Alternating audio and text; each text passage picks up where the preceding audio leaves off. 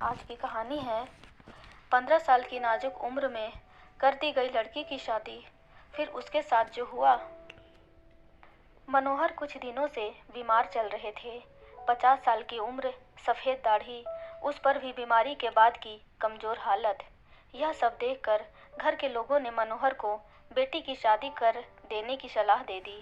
कहते थे कि अपने जीते जी लड़की की शादी कर जाओ। मनोहर ने अपने छोटे भाई से कहकर अपनी लड़की के लिए एक लड़का दिखवा लिया। उसकी लड़की नैना 15 साल की थी। दिन भर एक छोटी सी फ्रॉक पहने सहेलियों के साथ घूमती रहती, गोटी खेलती, गांव के बाहर लगे आम के पेड़ पर चढ़कर गिल्ली फेंकने का खेल भी खेलती। जैसे ही नैना की शादी के लिए लड़का मिला, वैसे ही उसका घर से निकलना कम कर दिया गया। अब नैना घर पर ही रहती थी। मोहल्ले की लड़कियां उसके पास आती तो थीं, लेकिन पहले जैसा माहौल नहीं था। नैना की शादी की खबर जब उन लड़कियों को लगी, तो नैना को देखने का उनका नज़रिया ही बदल गया था। मनोहर ने फटाफट बेटी की शादी उस लड़के से तय कर दी। मनोहर की माली हालत तो ठीक नहीं थी, लेकिन जितना भी कर सकते थे करने में लग गए। शादी की तारीख आई। लड़के वाले बारात लेकर मनोहर के घर आ गए। लड़का नैना से बड़ा था। वह 20-22 साल का था। नैना को इन बातों से ज़्यादा मतलब तो नहीं था, लेकिन इस वक्त उसे अपना घर छोड़कर जाना कतई अच्छा नहीं लग रहा था। शादी के बाद नैना अपनी ससुराल चली गई, लेकिन रोते हुए। नैना की शादी के कुछ दिन बाद ही मनोहर की बीमारी ठीक होने लगी।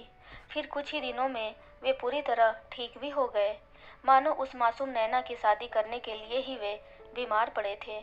उधर नैना ससुराल पहुंची तो देखा कि वहां घर जैसा कुछ भी नहीं था। न साथ खेलने के लिए सहेलियां थीं और न ही अपने घर जैसा प्यार करने वाला कोई। उसकी सास दिन भर मुंह ऐंठे रहती थी। ऐसे देखती कि नैना को बिना अपराध किए ही अपराधी होने का एहसास होने लगता। जिस दिन नैना अपने घर से विदा होकर ससुराल पहुंची, उसके दूसरे दिन से ही उससे घर के सारे काम कराए जाने लगे। उसको चाय बनाना तो आता था, लेकिन सब्जी छौंकना, गोल गोल रोटी बनाना नहीं आता था। जब ये बातें उसकी सास को पता चली, तो वे उसको खरी खोटी सुनाने लगी। बहू, तेरी माँ ने तुझे कुछ नहीं सिखाया, न तो दहेज दिया और न ही ढंग की लड़की। कम से कम लड़की ही ऐसी होती कि खाना तो बना लेती। बेचारी चुपचाप सास की खरी खोटी सुनती रहती, और जब भी अकेली होती तो घर और माँ को याद करके खूब रोती। दिन भर घर के कामों में लगे रहना, और सास भी जानबूझकर उससे ज़्यादा काम कराती थी। बेचारी नैना जो सास कहती वही करती। शाम को पति के हाथों का खिलौना बन जाती। वह तो ठीक से 2 मीठी बातें भी उससे नहीं करता था। दिन भर यार दोस्तों के साथ घूमता और रात होते ही घर में आता, खाना खाता और नैना को बेहाल कर चैन से सो जाता। एक दिन नैना का बहुत मन हुआ कि घर जाकर अपने माँ बाप से मिल ले। माँ से तो लिपट कर रोने का मन करता था। मौका देकर नैना अपनी सास से बोली, माताजी, मैं अपने घर जाना चाहती हूँ। मुझे घर की याद आती है। सास तेज आवाज़ में बोली, घर जाएगी तो यहाँ क्या जंगल में रह रही है? यहाँ कौन सा तुझ पर आरा चल रहा है? घर के बच्चों से ज़्यादा तेरी खातिर होती है यहाँ, फिर भी तू इसे अपना घर नहीं समझती। नैना घबरा कर रह गई, लेकिन घर की याद अब और ज़्यादा आ रही थी।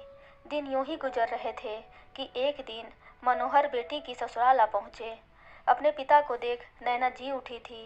भरे घर में अपने पिता से लिपट गई और खूब सिसक सिसक कर रोई। मनोहर का दिल भी पत्थर से मोम हो गया। वे खुद रोए तो नहीं, लेकिन आंखें कई बार भीग गईं। उसी दिन शाम को वे नैना को अपने साथ ले आए। घर आकर नैना फिर उसी मन भावन तिलिस्म में खो गई। वही गलियां, वही रास्ता, वैसे ही घर, वही आबो हवा, वैसे ही खुशबू। इतने में माँ सामने आ गई। नैना की हिचकी बंध गई। दोनों माँ बेटी लिपटकर खूब रोईं। घर में आई उसने माँ को ससुराल की सारी हालत बता दी और बोली, माँ, मैं वहाँ नहीं जाना चाहती। मुझे अब तेरे ही पास रहना है। माँ बेटी को समझाते हुए बोली, बेटी, अब तेरी शादी हो चुकी है, तेरा घर अब वही है। हम चाह कर भी तुझे इस घर में नहीं रख सकते। हर लड़की को एक ना एक दिन अपने ससुराल जाना ही होता है। मैं इस घर आई और तू उस घर में गई। इसी तरह अगर तेरी लड़की हुई तो वह भी किसी और के घर जाएगी। इस तरह तो कोई हमेशा अपने घर में नहीं रुक सकता। नैना चुप हो गई। माँ से अब और क्या कहती। जो सास कहती थी वही माँ भी कहती है। रात को वह नींद भर सोई। दूसरी सुबह उठी तो साथ की लड़कियां घर आ पहुंची। अभी तक सबकी सब कुंवारी थी, जबकि नैना शादीशुदा थी। वे सब सलवार सूट पहने घूम रही थीं, जबकि नैना साड़ी पहने हुए थी। आज नैना सारी सहेलियों से खुद को अलग पाती थी। उनसे बात करने और मिलने में उसे शर्म आती थी। मन करता था कि घर से उठकर कहीं दूर भाग जाए, जिससे न तो ससुराल जाना पड़े और न ही किसी से शर्म आए। सुबह के 10 बजने को थे। उसने घर में रखा पुराना सलवार सूट पहना, जिसे वह शादी से पहले पहना करती थी, और माँ के पास जाकर बड़े प्यार से बोली, माँ, तुम कहो तो मैं थोड़ी देर बाहर घूम आऊँ? नैना बोली, हाँ बेटी घूम आ, लेकिन जल्दी घर आ जाना, अब तो छोटी बच्ची नहीं है। नैना मुस्कुराते हुए घर से निकल गई। उसकी नज़र गांव के बाहर लगे आम के पेड़ के पास गई। मन खिल उठा। लगा जैसे वह पेड़ उसका अपना है। कदम बरबस ही गांव से बाहर की ओर बढ़ गए। हवा के हल्के झोंके और खेतों पेड़ों का सूनापन, चारों तरफ शांत सा माहौल और बेचैन मन, मानो फिर से लौट पड़ा हो नैना का बचपन। हवा में पैर फेंकती सीधी आम के पेड़ के नीचे जा पहुंची।